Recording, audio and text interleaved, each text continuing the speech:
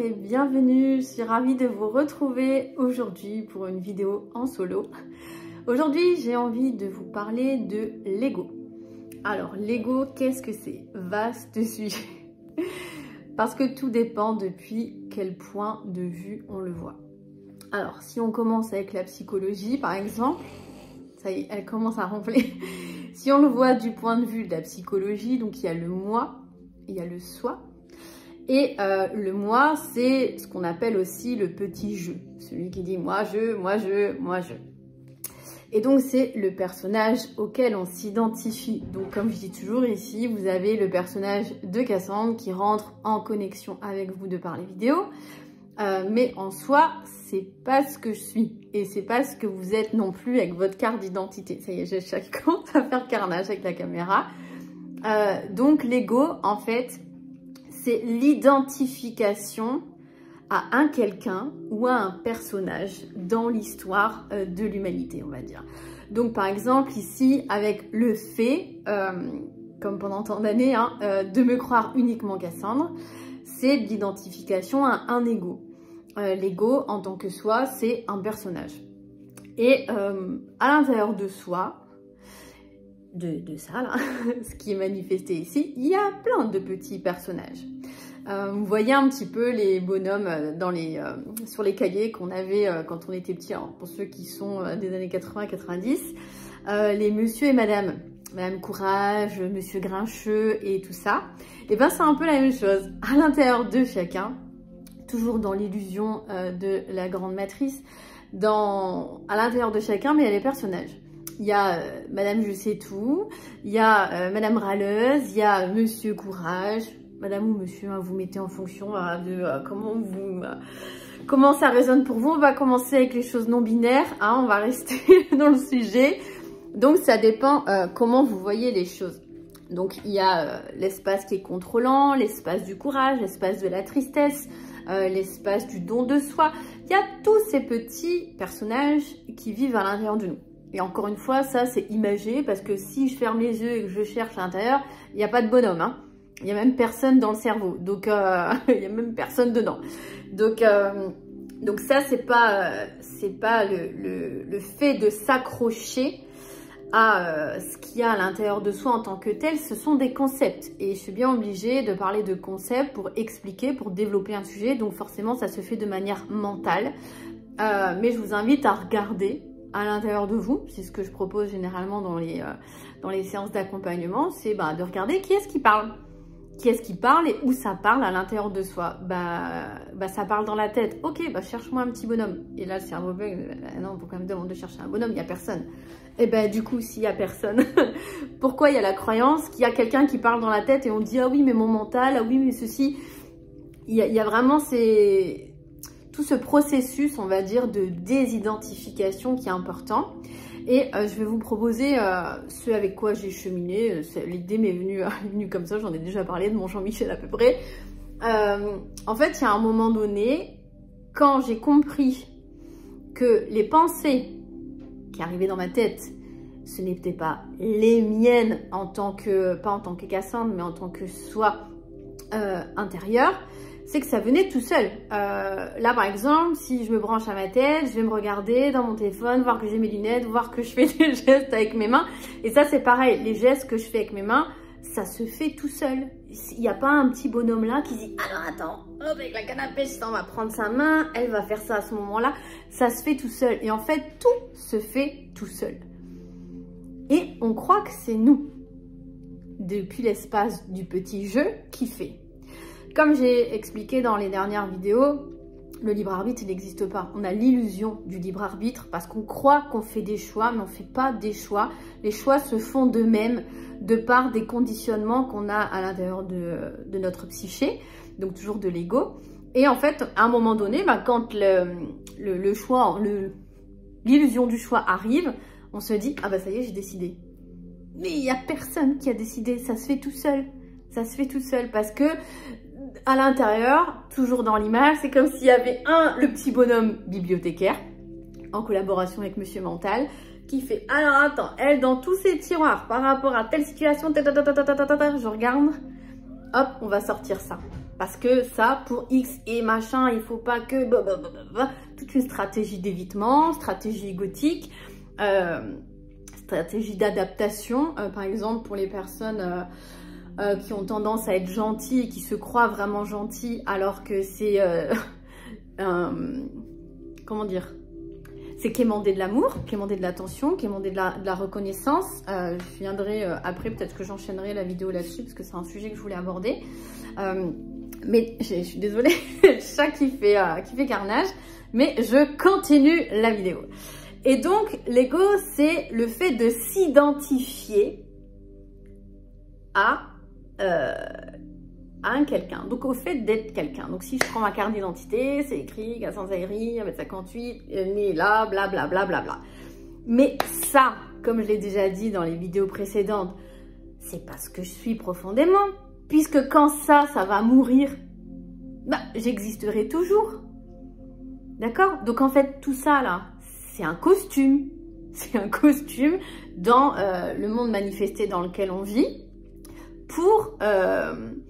permettre l'incarnation et pour permettre le retour à soi, comme ça s'est fait cet été et comme c'est encore en train de se faire, parce que là, tout le château de cartes mentales qui se casse la gueule de plus en plus. Et ça permet, donc l'ego, le personnage, permet de rentrer en relation avec le monde, puisque nous ne sommes pas un corps en tant que tel, nous sommes de l'énergie, non manifestés sous une forme particulière, mais pour qu'on rentre en relation les uns les autres et que tout ceci puisse être, bah, il faut bien qu'il y ait des personnages. Donc comme je dis toujours, c'est comme si on était dans une grande pièce de théâtre ou un film ou un jeu vidéo, en fonction, des fois j'ai ces trois analogies là qui me viennent pour expliquer les choses, mais en soi, quand la pièce de théâtre elle est terminée, bah, tout le monde rend son costume, on va tous mourir. On va tous mourir, ça c'est quelque chose qu'on a tous en commun. Alors quand on dit, par exemple, ah oui mais moi avec cette personne j'ai rien en commun. Ben si, la mort déjà. Pas la mort du corps physique. Parce qu'en tant que soi, il n'y a personne qui meurt. Mais la mort du corps physique, c'est par quoi on va passer. Et tant qu'on est encore identifié pleinement au personnage qu'on incarne, et qu'on croit qu'on est ça et qu'on n'est pas autre chose, ou alors on se dit ah oui mais si j'ai une âme et du coup mon âme elle est venue blablabla, bla, bla, bla, bla, les petites histoires qui se racontent, c'est pas encore réalisé qu'on n'est pas ce qui est écrit sur notre carte d'identité. On a la rêverie d'être autre chose, mais l'éveil, le retour à soi, il n'est pas fait, il n'est pas réalisé parce qu'il n'est pas vibré, il n'est pas réalisé en soi. Et donc l'ego, c'est vraiment le fait d'être attaché à qui on croit être, à qui nous croyons être, donc c'est-à-dire ce qui est écrit sur notre carte d'identité, en tant qu'être humain, d'accord?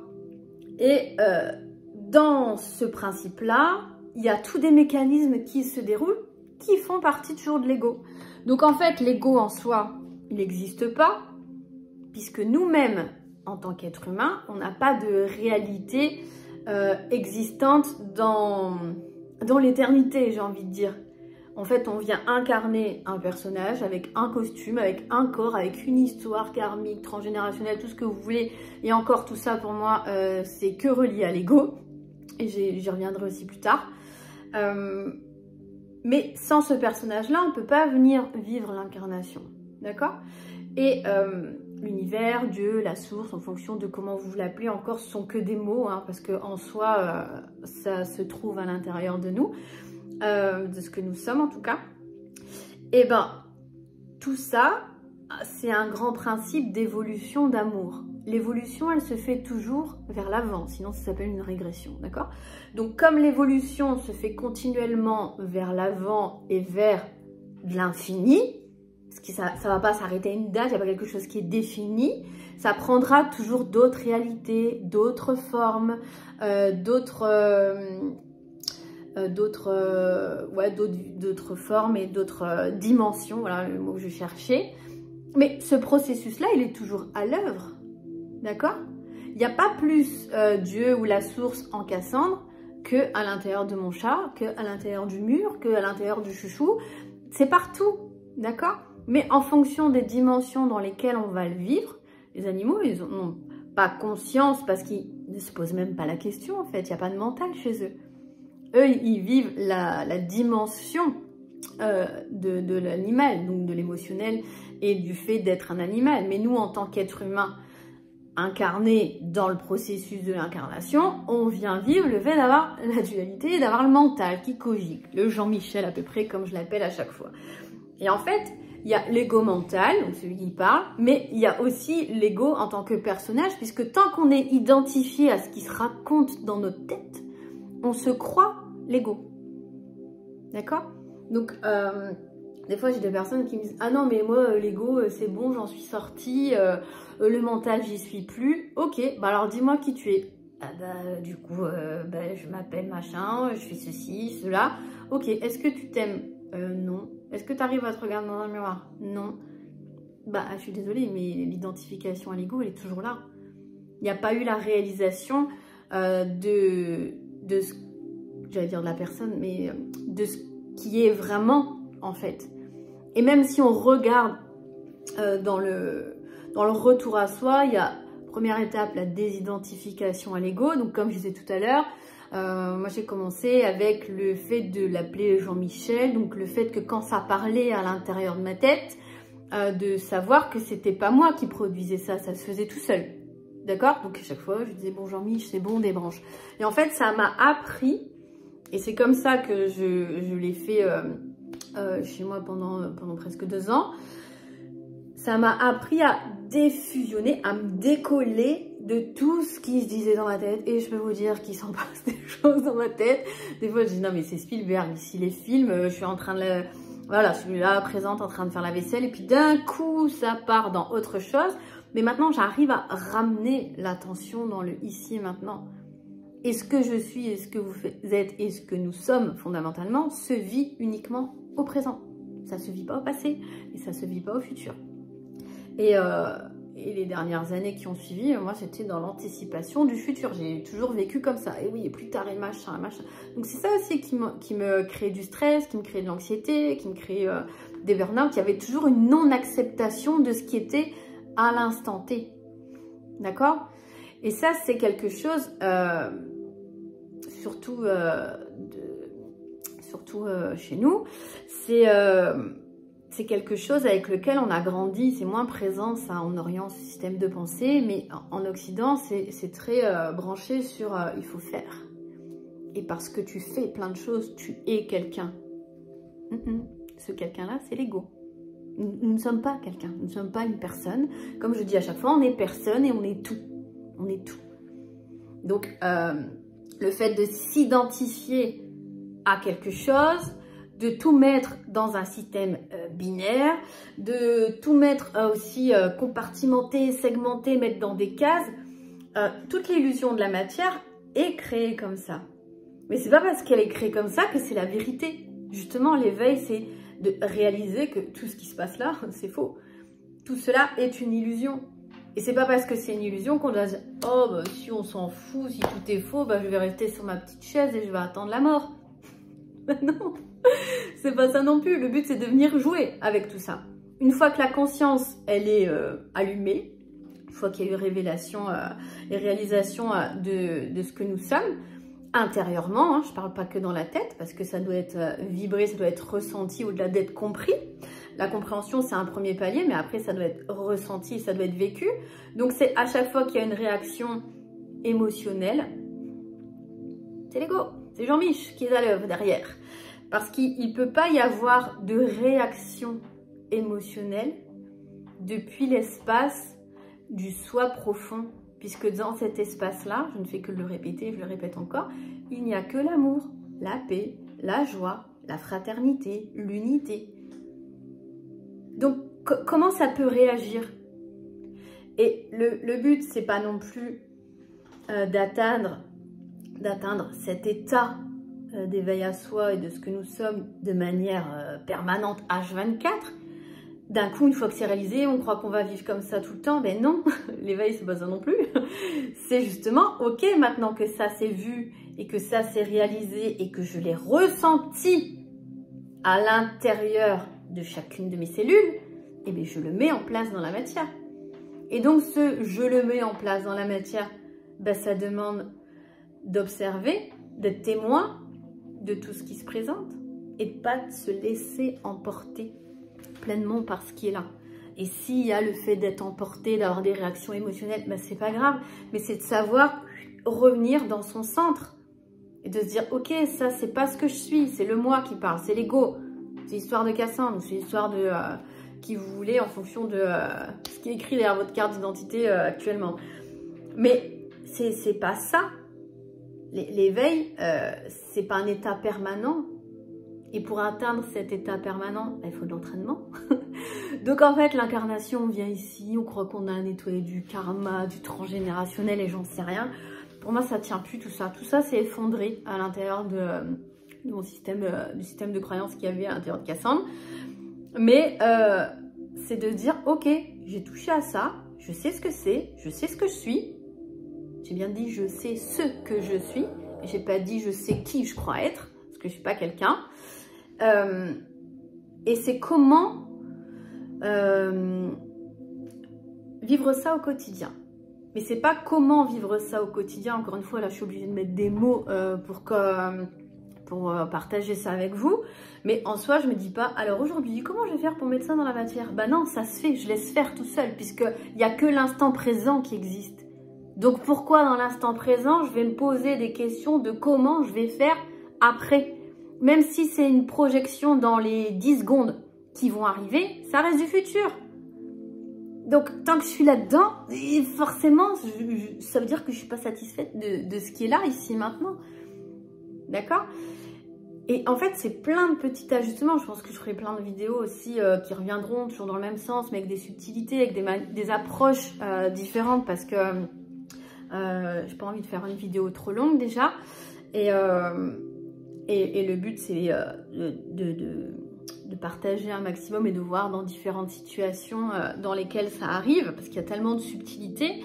Mais vraiment, l'ego, c'est de se croire quelqu'un.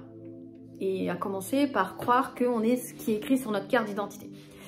Après, il y a toutes les étiquettes qu'on va se coller ici sur le front en se disant, eh ben voilà, moi, eh ben je suis en colère. Ok. Donc tu es la colère. Tu penses être la colère. Et quand la colère, elle s'en va, du coup, t'es qui? Chaque fois, je dis ça. Tu crois être ça? Ok, quand ça s'arrête, t'es qui? Bah, je sais pas. Et c'est pour ça qu'il y a des phases qui sont nécessaires, hein, de crise existentielle. Moi, ça m'est arrivé juste avant qu'il y ait ce qui s'est passé cet été. Je me suis dit, mais en fait, ça m'avait fait flipper. Mais en soi, c'est pas à ce que je suis profondément que ça faisait flipper, c'était à l'ego auquel j'étais attachée et identifiée. Et je me disais, mais en fait, ça me fait flipper parce que je me connais pas. Je crois que je me connais, mais en fait, je me connais absolument pas. Bah oui, forcément, tant que je suis identifiée pleinement au fait d'être un être humain, avec tous ses conditionnements, avec tout son transgénérationnel, avec tout blablabla, bah forcément, je me connais pas. Il y a toujours des sous-dossiers, de sous-dossiers, de sous-dossiers, mais en soi, c'est pas ce que je suis. Je viens incarner cela. Et quand on reconnecte consciemment, parce qu'en fait, on n'est jamais déconnecté de ce que nous sommes, c'est juste en arrière-plan. Mais c'est tout ça qui permet ce qui est aussi et qui est toujours présent. Et quand on a l'illusion qu'on fait des choix, bah, ce que nous sommes, ça observe cela. Et ça permet aussi d'aller dans telle ou telle direction pour aller vers l'éveil. Mais en soi, quand il y a réalisation de ce que nous sommes, comment dire, bah, c'est comme se regarder soi-même. Mais plus depuis un espace pareil que si je me regarde dans le miroir, enfin si je regarde Cassandre dans le miroir ou si je regarde Cassandre dans le téléphone, c'est plus profond, c'est l'amour qui se reconnaît lui-même. D'accord? Et donc l'ego, tant qu'on est identifié, on passe dans un système de pensée de c'est bien, c'est mal, c'est beau, c'est moche, est-ce que je fais bien, est-ce que je fais mal? Toutes ces questions-là qu'on a dans notre tête. Et en fait, au fur et à mesure qu'il y a des identifications à l'ego, bah, il y a plus en plus de paix dans la tête. Parce qu'en fait, même s'il y a des pensées, bah, en fait, elles font que passer. On n'y est plus attaché. Comme je dis toujours, imagine, tu vis un truc, ça passe par ta conscience corporelle, parce que ça passe par là d'abord au niveau énergétique, Et puis, hop, ça y est, l'ego, il a attrapé le bazar, le mental, il en fait une histoire. Oui, mais tu vois, s'il y a ça, c'est parce que... Voilà. Tout comme quand on croit qu'on a des signes et qu'on part dans une interprétation, une analyse digne d'un doctorat bientôt, ben, en fait, c'est mental. Ça ne veut pas dire que le signe n'a pas eu lieu, mais il n'a pas eu le temps d'être ressenti et vibré pleinement dans le corps avant que Jean-Mich, dans le cerveau, en fasse toute une histoire.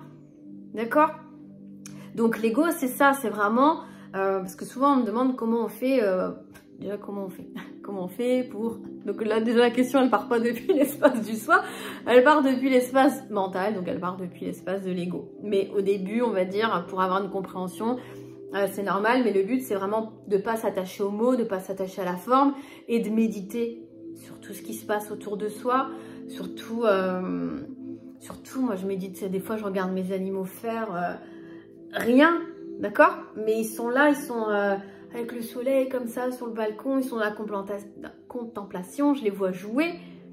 Et en fait, le fait de les regarder, ben, énergétiquement, je rentre en connexion avec eux et je me sens un. Il n'y a pas Cassandre et ses animaux. Il y a l'unité. D'accord? Et quand il y a cette sensation qui est ressentie et qui est vibrée de non-dualité, et donc du coup d'unité, et ben c'est là où on se reconnaît soi-même dans tout ce qui est. D'accord? Ça, c'est un autre level. Mais... déjà, passer la barrière de l'ego, c'est bien, c'est moche, c'est mal, c'est ceci, je suis... Si je vous dis toutes les étiquettes, moi, qu'on m'a mis sur la tête et que je me suis laissé mettre à un moment donné parce que j'avais besoin de me comprendre, donc de comprendre Cassandre, bah ok, je suis hypersensible, ok, j'ai la médiumnité, ok, je fais partie des personnes qui sont au potentiel, ok, ceci, ok, cela, Mais une fois qu'on enlève tout ça, ou comme ça m'est arrivé à un moment donné, où j'en avais strictement rien à faire de ça, même le fait de comprendre ce que c'était, ça m'aidait pas à comprendre davantage ce qui se passait dedans. Ça me rajoutait des informations, c'était pire que mieux. Puis c'est comme si à un moment donné, il fallait faire une vidange mentale. Donc quand je vois des vidéos où on va dire, bah oui, par exemple des comptes Instagram qui vont être branchés uniquement sur c'est quoi le fait d'être autiste, c'est quoi le fait d'être TDAH, c'est quoi le fait d'être... c'est bien en soi parce que ça participe à un certain moment donné du cheminement, mais ce qui est bon, c'est de ne pas s'y attacher et de ne pas s'enfermer là-dedans. Parce qu'en fait, sous couvert d'étiquettes, on cherche toujours quelque chose de nouveau, tout comme on le fait avec les objets, hein. Mais en fait, on essaie de remplir un vide à l'intérieur de nous, mais parce qu'on ne va pas regarder dedans. Et pourquoi on ne va pas regarder dedans? Ben parce qu'on ne nous a pas appris. On ne nous a pas appris.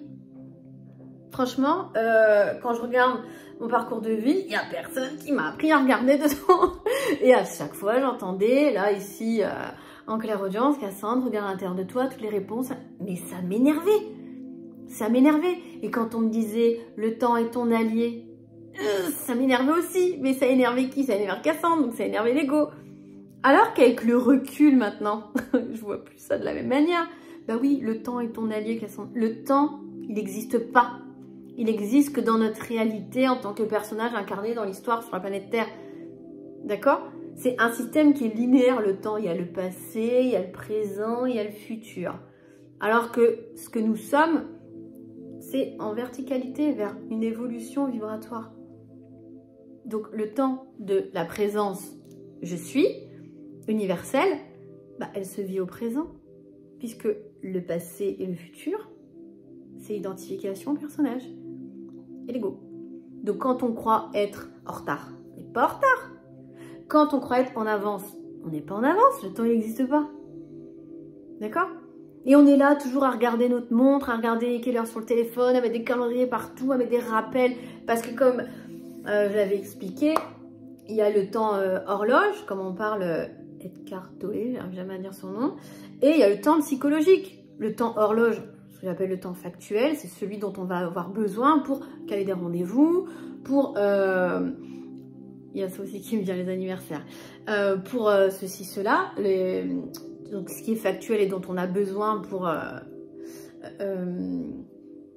jouer avec ce monde, tout comme le personnage, on en a besoin, donc ça fait partie des paramètres, on joue avec, mais on s'y attache pas. Donc une fois que le rendez-vous est fini, ben, je reviens dans le présent. D'accord? Mais il y a le temps psychologique. Et le temps psychologique, c'est le temps que Jean-Michel à peu près là dans la tête fabrique. Avec, ah mais tu vois comment il faut faire pour aller là-bas.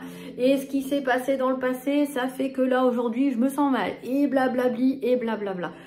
En fait, ça raconte des histoires autour des histoires qui créent d'autres histoires. C'est comme s'il y a un pop-up, ça fait un deuxième, un troisième, un quatrième. Et comme je dis toujours, l'image du paquet de popcorn, quoi. Bah, c'est un peu la même chose. C'est un peu la même chose. Sauf que, en soi, bah, tout ça, ça n'a pas de réalité réelle. D'accord? Le temps, il est... Regardez, par exemple, quand vous êtes pleinement présent ou présente à ce que vous faites. En faisant, je sais pas moi, un coloriage, un tableau, de la musique. Vous êtes pleinement dans l'instant présent. Est-ce que le temps, il existe? D'ailleurs, généralement, après, quand on va regarder l'heure, mon Dieu, il est déjà l'heure, j'ai pas vu le temps passer. Ben ouais, parce qu'il n'existe pas. Quand on est pleinement présent, il y a dissolution de cette illusion du temps. Donc, il faut bien se rendre compte que tout ce qu'on vit, il y a des illusions et des illusions et des illusions et des illusions. Et c'est ce qu'on appelle, je vois ça comme ça, en tout cas, le voile de l'oubli. Et plus on enlève les diapos, plus on enlève le voile, plus on enlève, ben, plus on voit clair. Mais on voit clair parce qu'on voit clair dedans. Et c'est parce qu'on voit clair dedans en se reconnaissant en tant que ce que nous sommes que ça enlève les voiles tout seul. Il n'y a rien à faire en fait, il y a juste à être. Mais comme on n'a pas appris à être, on a appris à faire pour devenir quelqu'un dans le futur. Ou pour être quelqu'un à l'instant T. Alors qu'on est personne, c'est ridicule. Ça tient pas la route. Ça tient pas la route. Mais on est tellement... il y a tellement un conditionnement de ça que bah, on prend ça pour une vérité. Donc bah, voilà, demain, il y a 50 000 personnes qui vont sauter depuis un pont en disant « Voilà, c'est ça la vérité, on y va ». Bah, 50 millions de personnes qui vont sauter parce qu'il y en a un qui aura dit que... Et je vous demande pas de croire ce que je dis, hein, mais par contre, faites-en l'expérience. Parce que c'est que par l'expérience que bah, chez moi, ça s'est fait. Alors que des vidéos, j'en ai regardé, puis je comprenais pas, et en même temps, ça me parlait. Et c'est normal qu'il y a des choses qui vous parlent et que vous les compreniez pas, parce que le mental, lui, il essaye de comprendre, alors que c'est hors de sa portée. Par contre, ce que vous êtes profondément, ça sait. Et du coup, il y a, comme on va dire, cet appel à l'intérieur qui fait, bah, je comprends rien, mais en même temps, ça me parle. Et en même temps, je sais tout ce qui est dit. Ben ouais, mais c'est pas parce que c'est justement parce que c'est pas un je sais depuis l'espace de la tête, puisque le mental il déconnecte, il a du mal. Il peut pas, le mental ne peut pas comprendre ce que c'est la présence. C'est pour ça que ce que je vous explique en fait. À chaque fois, moi, je donne des pistes, j'explique ce que j'ai vécu, j'explique aussi comment j'amène les choses lors des rendez-vous en fonction des personnes que j'ai en face de moi et de là où elles en sont. Mais en soi, le but, c'est de le vivre. C'est pas de remplir encore d'informations pour se croire être quelqu'un d'éveillé. Parce que ça aussi, il n'y a pas de personnes qui sont éveillées, des personnes qui sont pas éveillées. Encore là, on est sur un système binaire de l'ego. Ah ben moi je suis éveillée, les autres ils le sont pas. Ou alors moi je suis pas éveillée, puis là-bas ils le sont. Non, on est tous en chemin. L'éveil en fait il commence dès le début de l'incarnation, c'est un chemin initiatique. Et oui, il y a plusieurs paliers. Tout comme il n'y a aucune séparation entre les uns et les autres. Donc quand il y a quelqu'un qui vous énerve, eh ben posez-vous la question de ça énerve qui? Ça énerve le personnage? Ou la présence que vous êtes profondément, elle est perturbée par ça? Ben, pas du tout. Donc plus quand il y a des choses qui sont en réaction à l'ego, eh ben revenez dedans.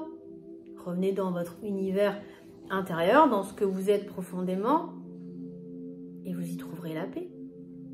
Et après, c'est d'apprendre à, voilà, dans le quotidien, à limiter les réactions émotionnelles. Donc en fait, quand on dit qu'on est hypersensible, on est juste en surréaction à tout un monde intérieur qui n'est pas organisé. Ben ouais, puisqu'il y a réaction émotionnelle. Ah ouais, moi je pleure tout le temps, je suis hypersensible. Mais tu pleures pourquoi? Est-ce que la présence qui vit à l'intérieur de toi et qui est ce que tu es profondément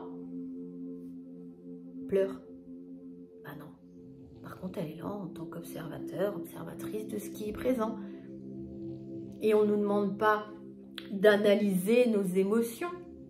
Enfin, quand je dis on, le but de l'incarnation, c'est pas d'analyser, de mettre plus de mental, c'est d'apprendre à se laisser traverser par ce qui est. Et ce qui est, c'est le moment présent. Donc si là, par exemple, eh ben, y a une envie qui se fait ressentir de pleurer, eh ben, je vais laisser sortir.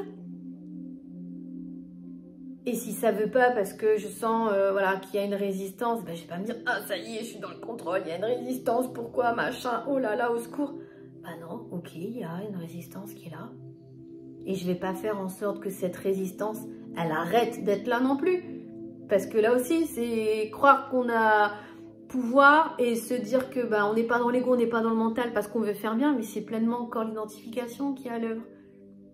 La présence de ce que nous sommes et en tant que témoin, en tant qu'observateur, et se laisse traverser. Et plus on va apprendre à se laisser traverser par ce qui est, moins on aura besoin de comprendre les histoires qu'on se raconte. Et je peux vous dire que des histoires, je m'en suis raconté plein. Et c'est ok. Et maintenant, quand je vois ça avec le recul, ben ça me fait sourire parce que tout est merveilleusement organisé. Tout est parfait comme c'est. Et le monde dans lequel on vit actuellement, comme je sais de le dire, il est à l'image de ce que nous croyons être et de ce que nous ressentons dans nos réactions émotionnelles et dans nos souffrances émotionnelles imaginaires à l'échelle collective. Et quand on parle du nouveau monde qui est en marche, c'est pas un nouveau monde qui est créé là tout de suite dans l'immédiat à l'extérieur. Il ne s'agit pas de faire quelque chose. On revient toujours au faire. Il faut arrêter de vouloir faire des choses. Il s'agit de la conscience, on va dire collective, qui s'élève parce qu'il y a des personnes, il y a des êtres sur Terre qui ont vécu l'éveil. Il y en a qui sont en train de le vivre et de le mettre en pratique. Il y a des personnes qui ont déjà vécu l'illumination. Donc l'illumination, c'est vraiment l'état constant et permanent au fait de se reconnaître en tant que source divine. Mais il y a plusieurs paliers qui sont là. Et tout autant, il y a toujours autant de personnes en majorité, hein, parce que sinon le monde il serait différent. Il y a toujours une majorité de personnes qui n'ont pas conscience de ce qu'elles sont. Parce qu'elles sont encore identifiées pleinement à qui elles croient être ou qui elles croient devoir être. Il y a toujours cette reconnaissance. Le besoin de reconnaissance, c'est quelque chose que j'avais alimenté aussi pendant longtemps, jusqu'à temps qu'il y ait reconnaissance de ce que je suis profondément. Et là, en fait, ça s'est effondré tout seul. En fait, toutes les structures de l'ego s'affaissent au fur et à mesure en fait du cheminement, une fois qu'il y a la réalisation, l'éveil qui a été vécu. Et l'éveil, c'est pas, ça y est, de se dire on est dans le monde des bisounours non plus. C'est vraiment subtil et je pourrais mettre plein de mots dessus. Tant que c'est pas vécu, ça restera que des mots auxquels vous allez vous attacher pour essayer de comprendre les choses ou de mettre en perspective ou vous imaginez que, ou j'en sais rien, on s'en fout. C'est de le vivre, c'est de le vivre. Donc là, si je fais cette vidéo sur l'ego, c'est parce que j'en parle beaucoup. J'en parle beaucoup sur ma chaîne et dans les vidéos, parce que l'ego entretient la dualité, entretient la séparation, entretient tout ce qui va être bien, mal, enfin voilà, tout ce qui est binaire, entretient des segmentations, entretient des hiérarchies, entretient des catégories, de tout ça là, tous ces trucs là. Dès que dans votre système de pensée, il y a ces réflexions là, il y a tout un esprit analytique qui se met en route, bah c'est de vous dire ok, mais là je suis pas présente à ce que je suis, je suis dans ma tête. Et je le vois bien en soins énergétiques. Par exemple, les personnes qui sont beaucoup dans le mental, bah, elles ont les pieds froids. Et même chez moi, c'est quelque chose que j'ai vécu aussi. Je sais que quand j'ai les pieds froids, bah, c'est que ça turbine trop dans la tête. Donc, la conscience corporelle, c'est pas se dire « Ah, mais du coup, j'ai les pieds froids, du coup, je suis toujours dans ma tête, du coup, ça veut dire que je suis nulle. » Et hop, on repart sur la culpabilité. C'est de se dire « Ok, cool, bah, mon corps me donne, m'offre l'opportunité de remarquer qu'il y a un dysfonctionnement là qui est en train de se faire. Et me permet donc de débrancher. Et donc, quand je débranche, bah, qu'est-ce que je fais? Bah, je reviens à l'intérieur. Je viens me ressourcer dans ce que je suis.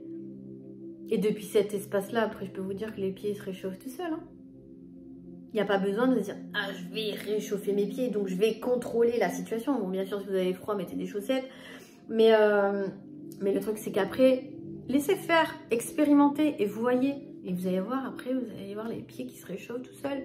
C'est facile à retenir. Hein. Quand il y a les pieds froids, il y a trop d'énergie ici. Donc, ça veut dire aussi qu'il n'y a pas de connexion à la terre. Donc, il n'y a pas d'ancrage. Le corps en soi, il est, comme on dit, c'est notre véhicule terrestre. Il est là, mais on n'est pas le corps. Mais comme c'est notre véhicule terrestre, c'est vraiment ce qui nous permet aussi d'être en relation avec le monde, d'être en relation avec nous-mêmes. Déjà, quand on ne sait pas se regarder dans un miroir, qu'on ne s'aime pas et qu'on ne s'accepte pas tel que l'on est parce qu'on s'identifie à être quelqu'un et avoir ce corps, se dire, bah, ce corps-là, c'est moi, bah, du coup, j'aime pas parce que je m'aime pas et je me trouve pas assez ci et trop cela et ça, j'aimerais bien que ça change. C'est un passage. C'est un passage. Mais tant que ça s'est entretenu encore et encore et encore sur la durée, bah, ça peut pas aller mieux. Et c'est pas l'idée non plus de se dire « Ah ben j'aime pas parce que je suis grosse, donc je vais faire régime. » Bah non, il y a un moment donné, qu'est-ce qui empêche l'acceptation de ce qui est tel que c'est maintenant? Après le confinement, j'ai perdu 15 kilos. J'ai pas fait régime. Je n'ai absolument pas fait de régime. C'est juste le cheminement intérieur qui s'est fait et bah ça a maigri tout seul. Ça a maigri tout seul. Et il y a des périodes où ça perd encore, des périodes où ça reprend un petit peu. Mais c'est ok. C'est ok. Ça ne veut pas dire non plus qu'il faut ouvrir tout vos placards et vous empiffrer. Mais mettez de la conscience sur ce que vous mangez. Généralement, vous mangez les émotions. Et quand on mange les émotions, l'ego, toujours réaction émotionnelle, l'ego, je suis pas en présence de ce que je suis pleinement identifiée à ce que je crois être et donc ce que je vis, je le prends pour vrai et j'en crée une souffrance. La souffrance émotionnelle n'existe pas en tant que telle. Hein. On se la crée tout seul. Et pour me l'être créée pendant des années, je peux vous dire qu'on est très fort pour ça. Nous sommes très forts vraiment pour nous créer des problèmes imaginaires dans nos têtes, avec le refus de l'acceptation de ce qui est, en voulant que ça soit autrement, en essayant de contrôler, en essayant de faire en sorte que, en fait, on se noie plus qu'autre chose. Et c'est pour ça qu'à un moment donné, arrive le lâcher-prise. Le lâcher-prise. Et c'est pour ça qu'il y a des burn-out, c'est pour ça qu'il y a des maladies, c'est pour ça qu'il y a des désagréments corporels, c'est pour ça qu'il y a plein de choses, parce que ça nous pousse indirectement à lâcher. J'ai envie de dire par la force, mais on va dire par la force des choses, parce que c'est pas clairement ce qu'on a envie sur le moment. Mais derrière ça, il y a quoi? Il y a de l'amour. Il n'y a jamais eu rien d'autre. Et dans tout, même les situations les pires qu'il peut y avoir sur Terre, c'est l'amour qui est à l'œuvre derrière. Il n'y a pas de bien ou de mal, de paradis ou d'enfer. Il n'y a que de l'amour. Et dans ce qui est perçu, en fonction de qui ou qu'est-ce qui regarde, si c'est l'ego qui regarde, il y a le bien, il y a le mal, il y a l'ombre, il y a la lumière, il y a lui, il y a elle. Et si c'est ce que nous sommes qui regarde, il n'y a que de l'amour dans ce qui est à l'instant T. Donc voilà, vidéo sur l'ego. Bon, ça durera 40 minutes à peu près maintenant. Mais voilà, j'y reviendrai de toute façon au cours des vidéos.